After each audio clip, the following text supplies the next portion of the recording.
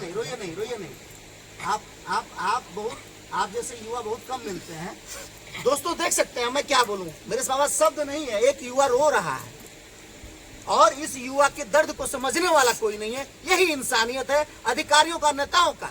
हमारे क्षेत्र के तमाम नेता हैं, लेकिन एक युवा आज बैठ के इतने लोगों के साथ, माताएं बहनें बैठी हुई हैं, युवा बैठे हैं, बुजुर्ग बैठे हैं, लेकिन ये युवा के जुबान नहीं खुल पा रहा है, क्योंकि ये पिछले 5 दिनों से कुछ खाया पिया नहीं है और सिवाय दवाई भी नहीं लिया है। क्या कहेंगे आप इस पे? नमस्कार दोस्तों, मैं विनोद कुमार और आप देख रहे हैं आरएन न्यूज। आज मैं मौजूद हूँ तिवारी पट्टी क्षेत्र में और यहाँ पे 25 तारीख से एक युवा जो है अनशन पे बैठे हुए हैं। लेकिन समस्या इस बात की है, 2 दिनों का इनका क्रमिक अनशन होता है और 2 दिन बाद यानी कि 25 तारीख से ये क्रमिक अनशन शुरू करते हैं।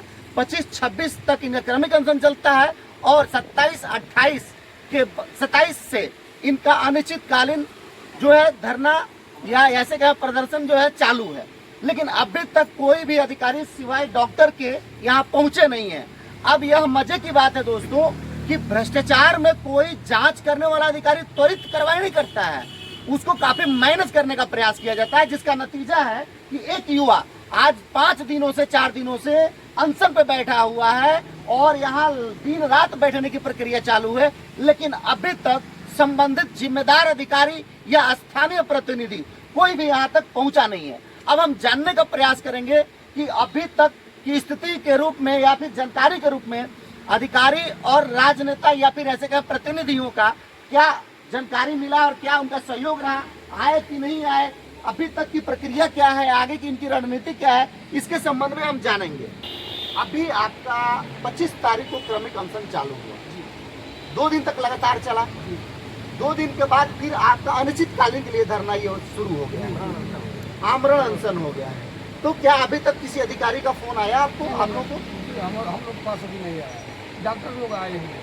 अच्छा, डॉक्टर आए तो अभी चूंकि उस दिन तो 25 तारीख के डेट में इनका स्वास्थ्य काफी अच्छा था। अभी क्या है इसका? तो बीपी में उनका 146 और 90 है। अच्छा, 146 होना चाहिए जिसमें 90 है। 90 है। अच्छा, और दवा भी दिए हैं और हम लोग ये दवा नहीं खाए हैं। अच्छा, ये दवा मिला है लेकिन ये खाए नहीं है।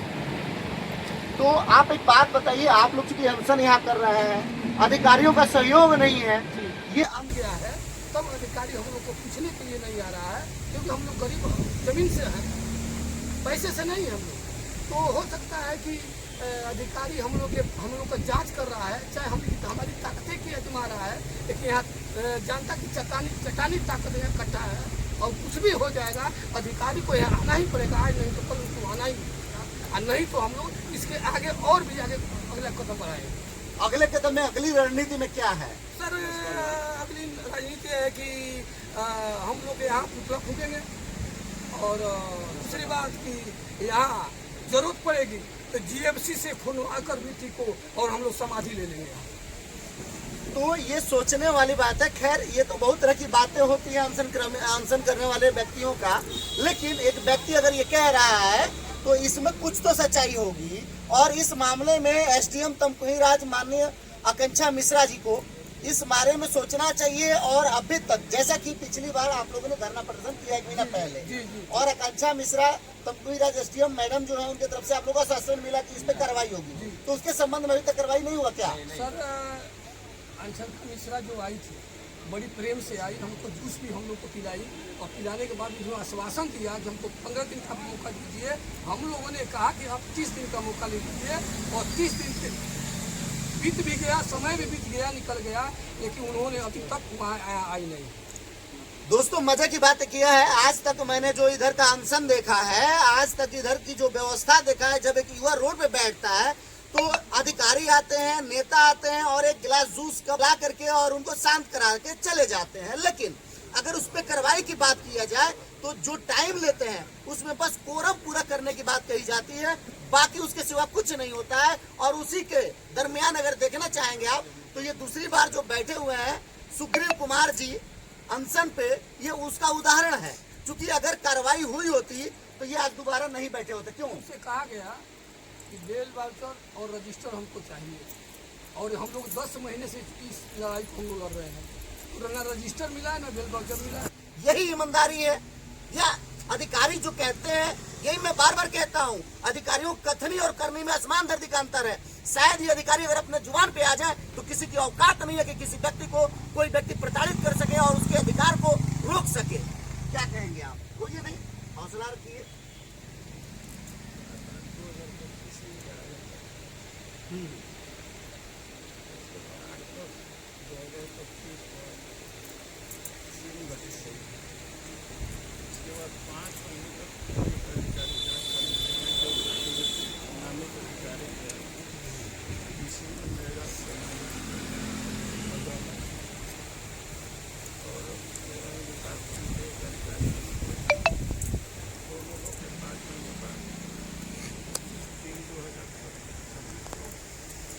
यहाँ पे एक बात मैं कहना चाहूंगा कि इसकी जांच अधिकारी जब इसके नामित किए गए तो इस विषय में डीसी मनरेगा के साथ साथ ग्राम विकास अधिकारी रहे, लेकिन ये रिपोर्ट कभी भी जब अपने सीनियर को सौंपना होता है तो 90 दिनों में पूरा करना होता है, लेकिन ये 90 दिनों में पूरा नहीं किया गया और उसके साथ साथ डे बाई डे आगे इसको बढ़ाते चला गया और उसका नतीजा हुआ कि इनको मजबूर होके क्रमिक अनशन कहिए या फिर अनिश्चितकालीन अनशन के लिए इनको मजबूर होकर बैठना पड़ा। क्या ये सच्चाई है अधिकारियों की?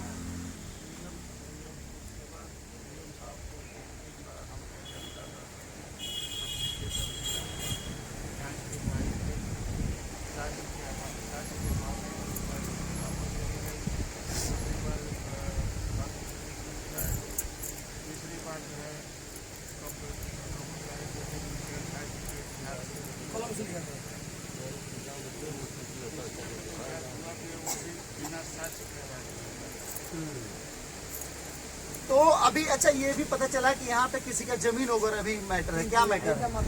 आज ही आप आगे जी मत, क्या मैटर है आपका जमीन का? कितना खेत बा? 21 कट्ठा। तो बैनामा रहे कि बंजर हुए पट्टा भाई बाप के? अच्छा, आपके सास के नाम है बा? ऐसा नहीं कहने कि आपके सास के नाम से लिखवा ले होखे?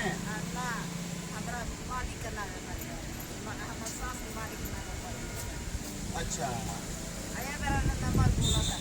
नंबर बोला था। दोस्तों, हमेशा कहा जाता है भारत एक आजाद देश है। कौन कहता है भारत आजाद देश है यार? आज भी भारत आजाद नहीं है, आज भी गुलाम है। और गुलाम किसका है? नेताओं और अधिकारियों का गुलाम है। ये सच्चाई है।